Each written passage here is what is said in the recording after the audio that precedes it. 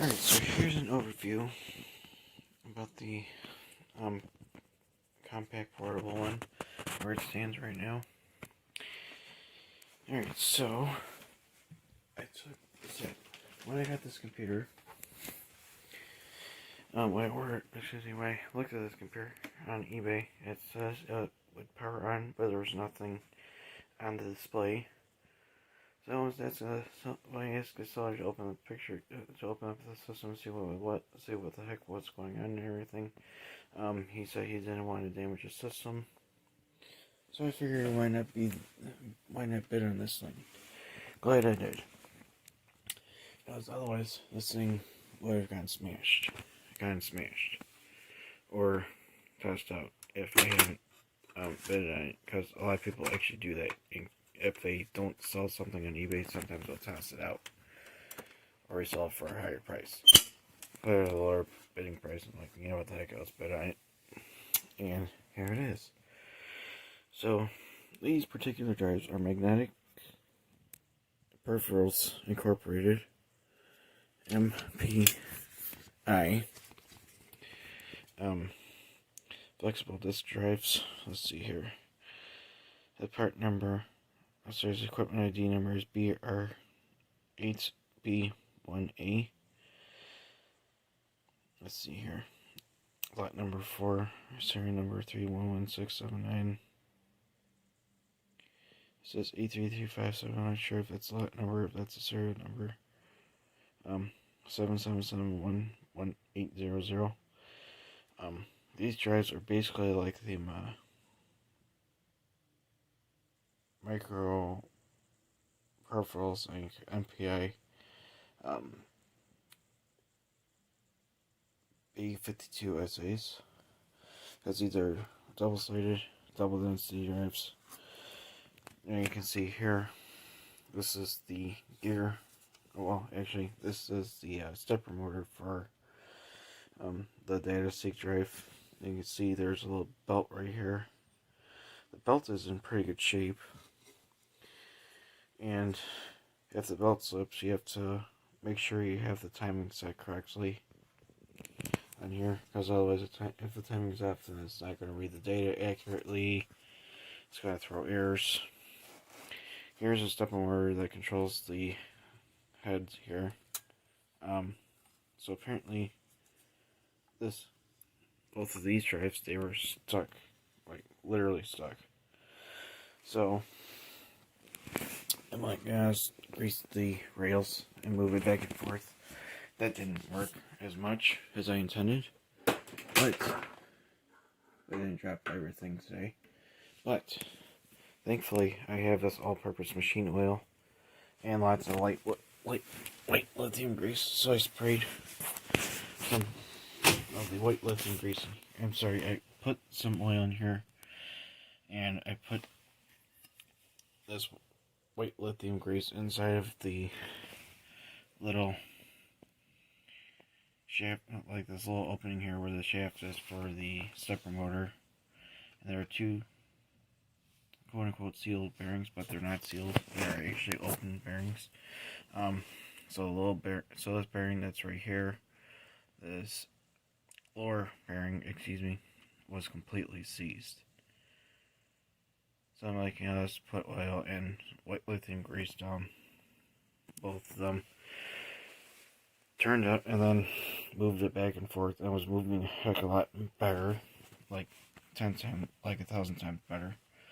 And then I put the drives back in, sprang to life. That was the end of it.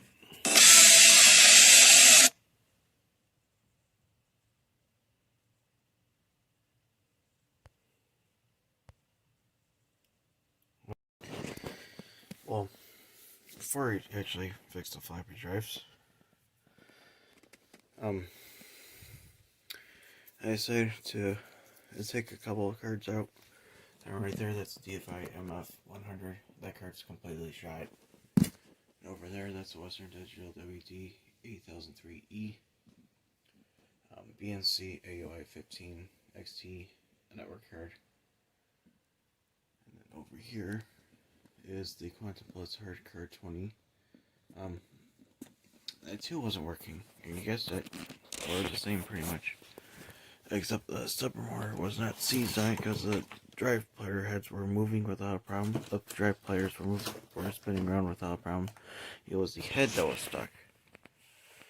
So I looked up how to fix that particular hard. Well, actually, thanks to Thon, or I can't pronounce his name correctly, on Discord, he pointed out that I'm a feedback microphone, or I always forget the channel name.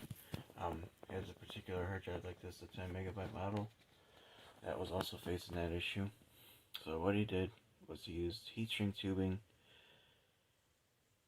and a lighter to make a replacement rubber. So I did that on there, and I thought, it's not going to work. Turns out it works.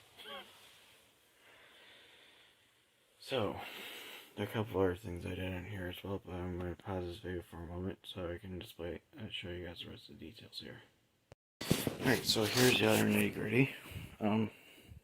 So since I got both the floppy drives working, and, well, took out the 3 cards. Well, actually, before I did the floppy drives, like I said, I had to take out 3 of the cards. That network card that's right there, I might sell that, because I don't have any use for it, because I don't have any BNC anything. I think it's a really cool piece of history, though, including the files I archived and put on the 64 megabyte Compaq flash card. The hard card is fully functional, like I said, once again.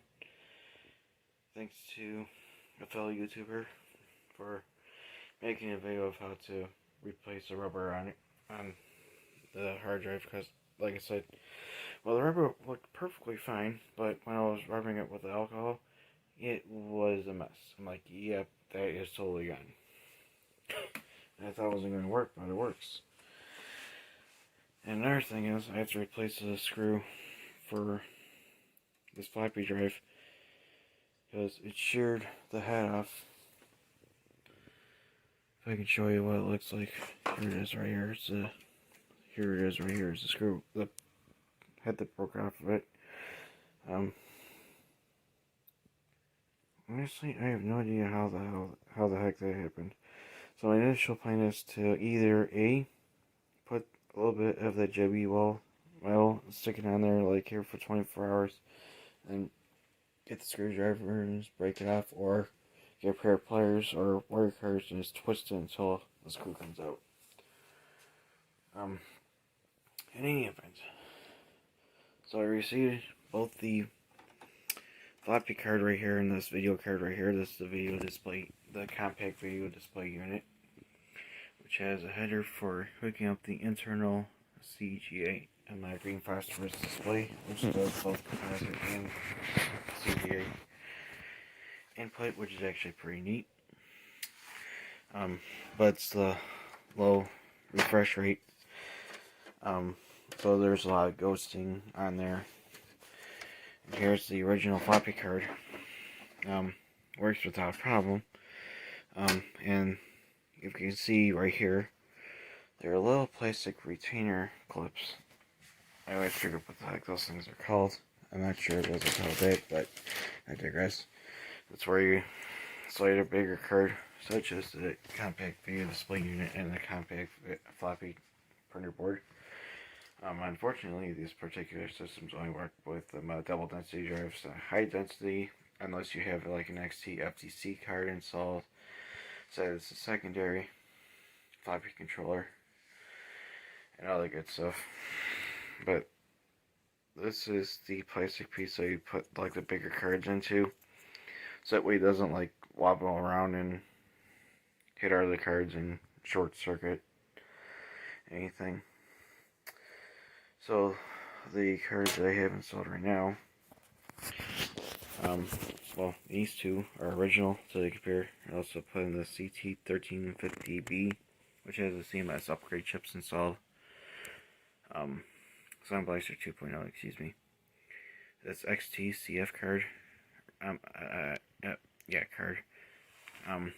I got this installed as well, so that way I can take this out, put it into my laptop, and copy the files. And in fact, I did install MSI 6.22 using my main laptop with that card reader connected to the laptop, you can see right there. Then I ran some commands and command prompt as an administrator to make a raw disk. Well, of course I had to delete the current volume that was on it, and then do that. So I put that in there and installed 6.22 on there. I haven't installed the supplemental disk yet. That has like the basic program and stuff like that.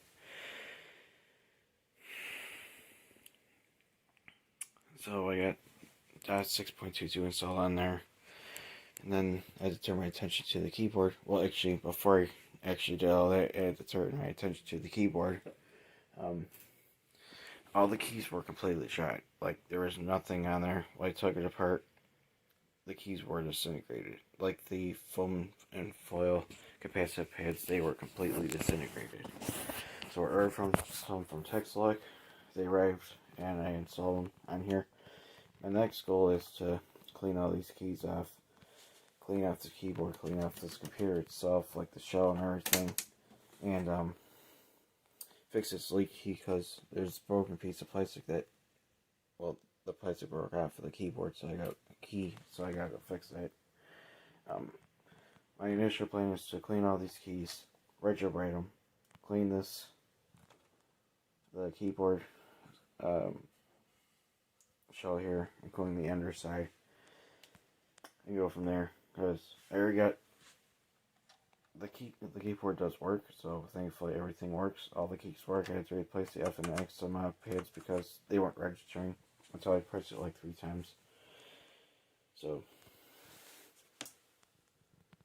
I gotta get used to this layout here. I've never used an XT computer before, so it's actually my first experience using one, fixing one to work. It works. Right now I got a 1.44 megabyte floppy drive installed in this computer, which in turn only works as a 720K drive, so that's no big deal. I mean, that way I can at least copy files from my main laptop, or my main desktop, or any computer quite easily, because y'all can write 720K disks, and the computer will take it without a problem, so let's get the plane. Currently it has 256 kilobytes installed. It's got an NEC D8888D installed, which is the main processor where it says U24.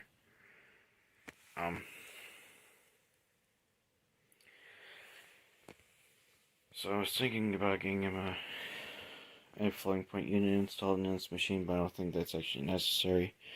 There are different sockets here. Looks like I can put option ROMs in there, like the XT IDE BIOS, XT FTC BIOS, things of that nature. But it's only read only, not read and write. So my initial plan was to install high density drives in this machine. I don't think it's gonna work. So you're thinking about putting this in there. This is a Mitsubishi 360 kilobyte floppy drive. It works. I did test it out to see if the disk would go in. I had to push it just a little bit and lubricate the guides and everything that make the drive, the disk stay in place so that it can latch it and everything. And then when I push this button, it spits the disk out. I was thinking about using this DTK multifunction Hexa IO Plus card. Unfortunately, that's also a double density only, which is pretty sad. So I don't mind using double density drives on this machine, really. So the only thing I can do is I'm planning on putting this hard drive cover. This is actually 2.5 for 3.5 inch to 5.25 inch adapter. Then I'm going to be slapping into this computer. So that way I can cover this spot here, but I still have to wait for the shock absorbers to arrive. Plus I have the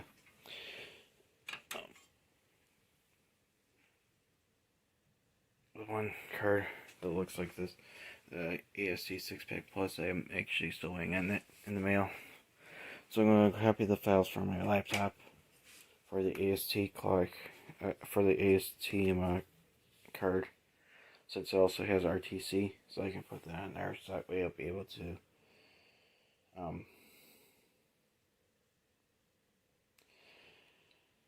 actually have the time and date for the computer, because I'd rather not have everything set to 1980. But in the end, the computer works. I just have to fix the geometry for the monitor because it's a little bit off sometimes, but actually it's not that bad. It's pretty clean for a green phosphorus. I'm actually quite surprised the monitor works without a problem. I just had to do some cleaning on it because it was really dirty. And a lot of people are going to be spreading hate saying, hey, why are you putting a 3.5-inch floppy drive in here? One, this game that I have in here is only a 720 gig disc. They don't make 360K discs that I could see. They might, but I digress. This is the original drive, like I said. I fixed both the floppy drives. I fixed that hard card that's underneath the floppy drive. Unfortunately, this 256 megabyte card is completely dead in the wire. Cheap eBay piece of crap. So, like I said, my initial plan is might either sell this or keep this as a spare, or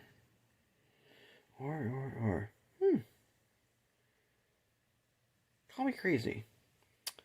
What if I put this full height floppy drive in the Pan Pro build? I wonder. Next $1 million question, will it fit? One way to find out, eh? Let's see who's going to slide in. It's probably not going to fit.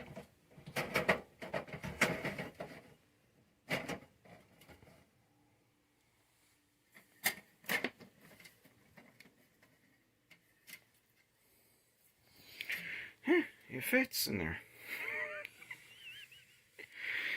Oh man. A lot of people are going to say I'm crazy for doing that. So,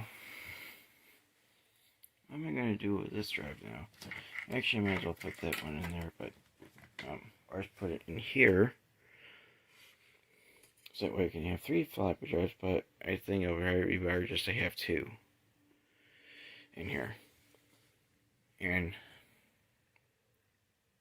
just use this one in there, and put the dual floppy drive in here.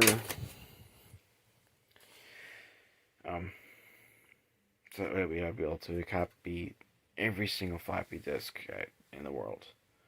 For this computer, both these floppy drives here, that computer, the one right next to it, pretty much every single floppy drive. My next thing I'm going to do is going to put a cursor Eisenstein on the Compaq flash card and copy it onto a 360K diskette, excuse me. Let's go ahead and take that out of there.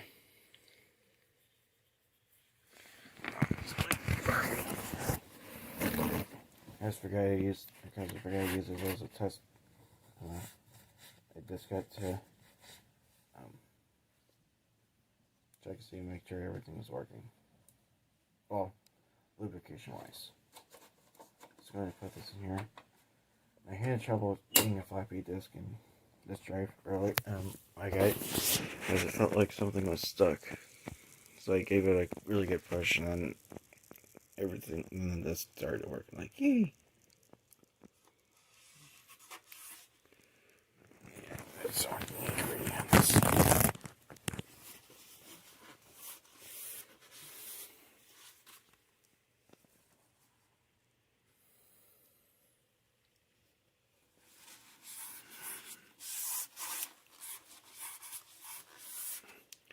I gotta go clean that display off some more.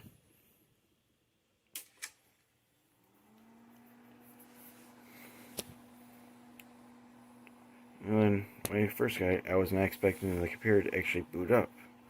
And it booted up the first try. As soon as I reseated everything and took the 3 cards out that felt like they were not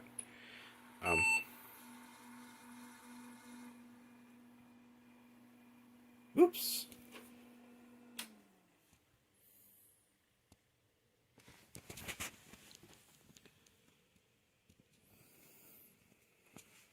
Wait a minute, I think I put the card back. No, I did not. Let's see here. Where did I put that? Alright, who wants to play the finding game? Who wants to find the Compaq Clutch card?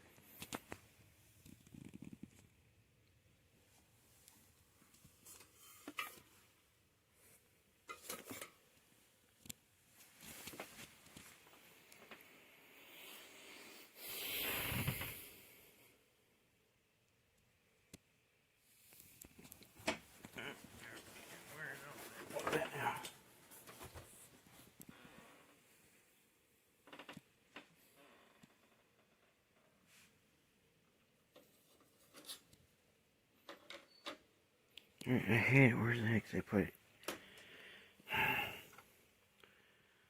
Sometimes I hate myself, ladies and gentlemen. I know it's not on the floor because that's a grandson that's broken.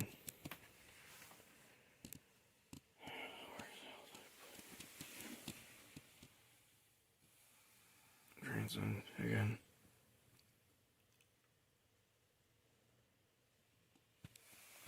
Maybe if I label this stupid thing.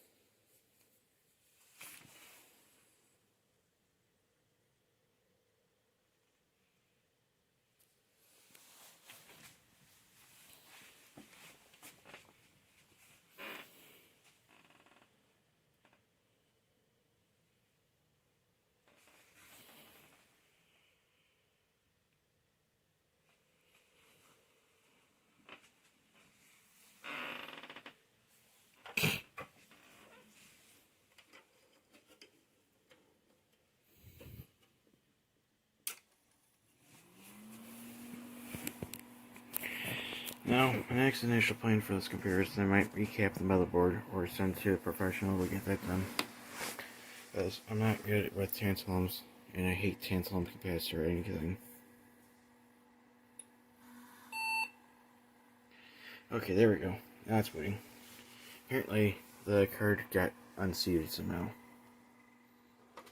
I didn't get seat. I got, well, just a little bit loose. So let's go ahead for, let's see, dir A. See if there's anything on there. Of course there is. Just going to format it.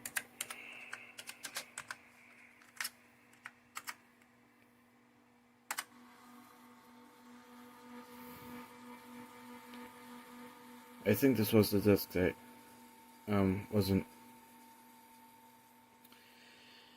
So it does detect the format correctly. So that's a good sign that it does detect everything correctly in here. Yeah, it says size limit reach. So now I have to make a use the video editor program I have on my phone to make the whole thing. It's a long ass video.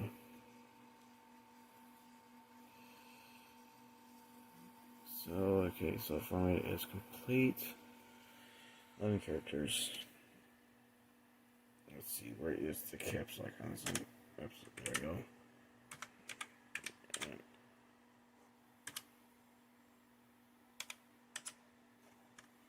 Let's see. DC. Oh.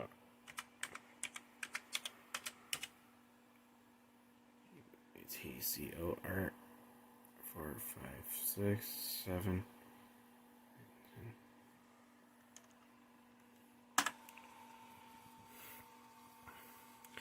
Format another. Yeah, I do not.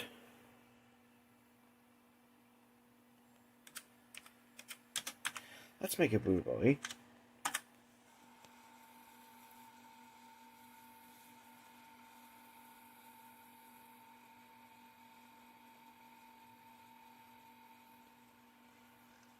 I wonder if the Ravenstein game was it probably won't even run on the system because it only has 256K installed at the moment.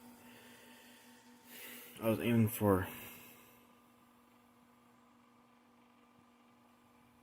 gosh darn it, it's in 4K, like putting it to the main board itself, but unfortunately, if I want to do that, how am I going to get the real-time clock information?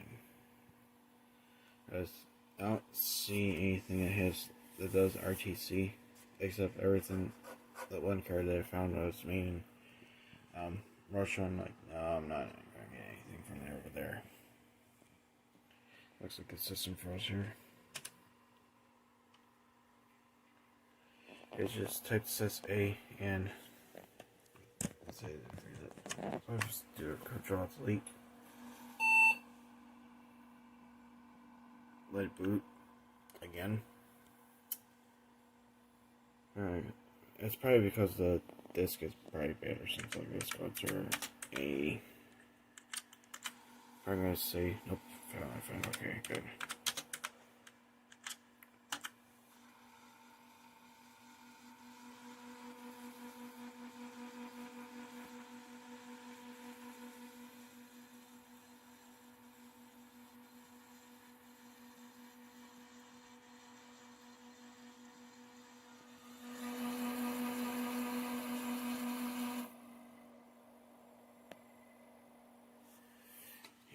Sounds like the disc is completely bad.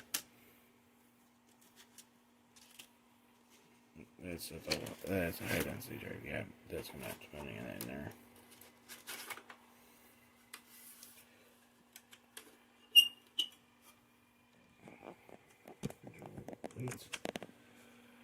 Like I said, I got used to the keyboard layout on this thing, so.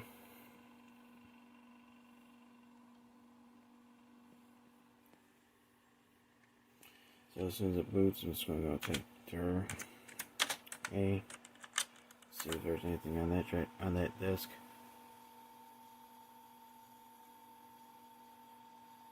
Trying to figure out reading. Yeah, fooey. I think it's formatted anyway, so I'm just going to try to format it and see if it formats it. It wasn't even formatted anyway, so luckily I always have spare disks, huh? This one I have to. Oh, that ain't the one. That's the boot disk. This is the one that's bad. Funnily enough, it was working without a problem, so I think it's probably has to do something with the way it formatted it, or something got corrupt on it. So now you can see this green screen, all its form blurs. Go ahead and turn the light off. Kind of fun because I didn't realize I had the torchlight on. On the plus side, you got the floppy drive working, so and I have spare. So I'm formatting this, I gotta go to sleep anyways.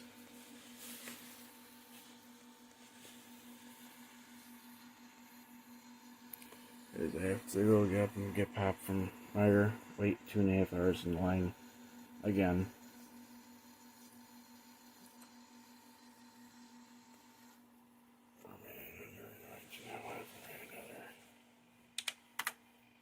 Let's see if there's anything. It's probably gonna do the same thing. Freeze. There's always, I guess, system transfer message right underneath the command once it's done. And if that's the case, then I know I probably have a loose cable somewhere. Yep. It's like I said, otherwise I would just say my system transferred, like right here at the bottom. That's not showing it this time for some reason. I wonder why that is.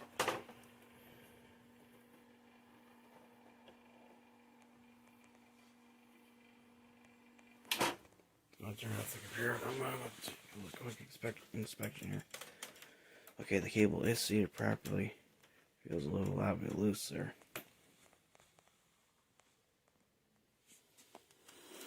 Anyway, touch and see if it boots though. From this guy, if it does, then we know it's something on the controller is faulty or something.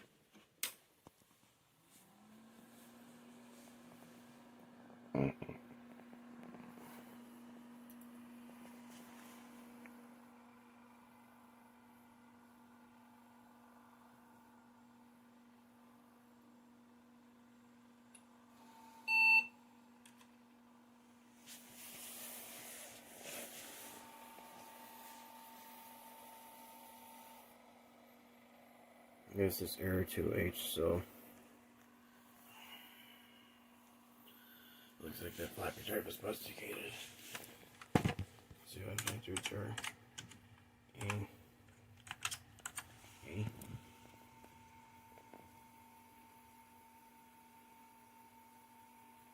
Trying to read here what the something on pattern lane or something.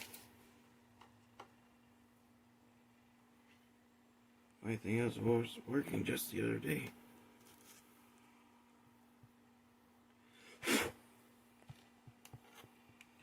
think this floppy drive is just completely gone bad, or